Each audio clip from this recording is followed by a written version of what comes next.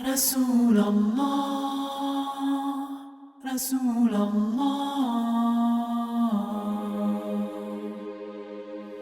Thank you for watching Celebrate Mercy. This is Imam Alauddin El-Bakri from myenlightenment.com. Few people are able to read between the lines and connect the dots when they learn and read the story of the Prophet Muhammad, peace be upon him. Even though he grew up in an honorable family and he was protected as he was growing up, but he experienced the hardship of life, being born as an orphan and growing up in the house of his uncle, who used to feed the pilgrims, but yet go home with no money because he fed thousands and thousands of people. So as Muhammad, peace be upon him, was growing up, he saw the ills of the society. He saw how people treated women, how people treated the weak, how they treated their slaves. They saw how they would charge each other insane usury. They saw how they would start wars that would last decades for silly reasons. He saw the chaosness of the society. He saw the law of the jungle, the strong eats the weak, the survival of the fittest. And he was not pleased with that. His pure nature, his inner instinct did not make peace with that.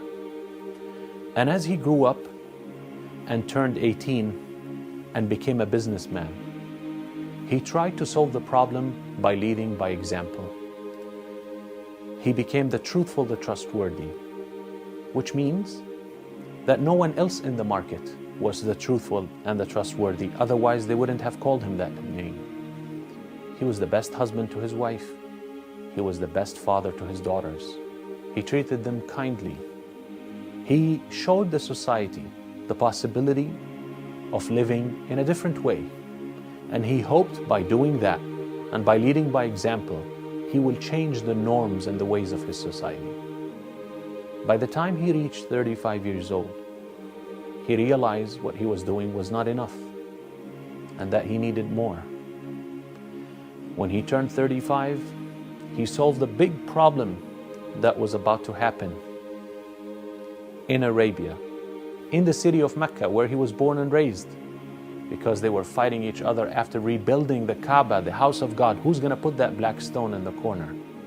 He solved that problem and he saved his people from years and years of war. But after 35 years of trying, he realized that he did not have the answer. He could not live between his people anymore. He could not take it anymore. He went and he started to like solitude. So he went to a cave in the mountain of light that overlooks the city of Mecca. He went there and he started meditating. First, he went for a few days. Second, he started going for a week.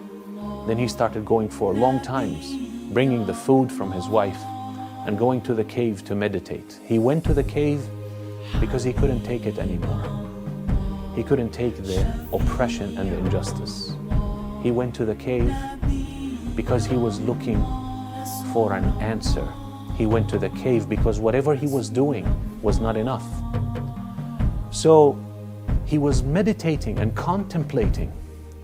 And as he isolated himself from his people, his spirit became purer and purer. He started seeing visions and dreams that would come true.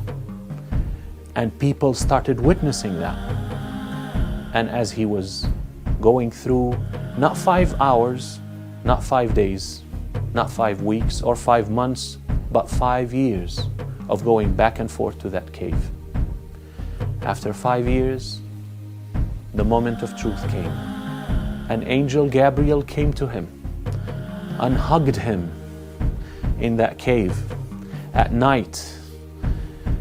And he's told him, read. And he said, I don't know how to read. He said, read. He said, what should I read? He said, read. He asked him, and he gave him the first revelation. بسم الله الرحمن الرحيم اقرأ باسم ربك الذي خلق خلق الإنسان من علق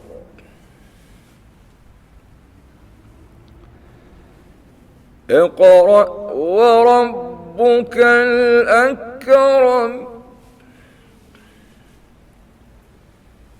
الذي علم بالقلم علم الإنسان ما لم يعلم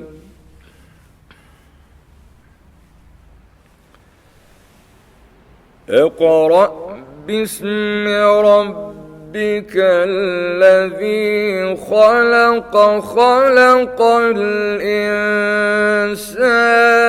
من علق اقرأ وربك الأكرم الذي علم بالقلم علم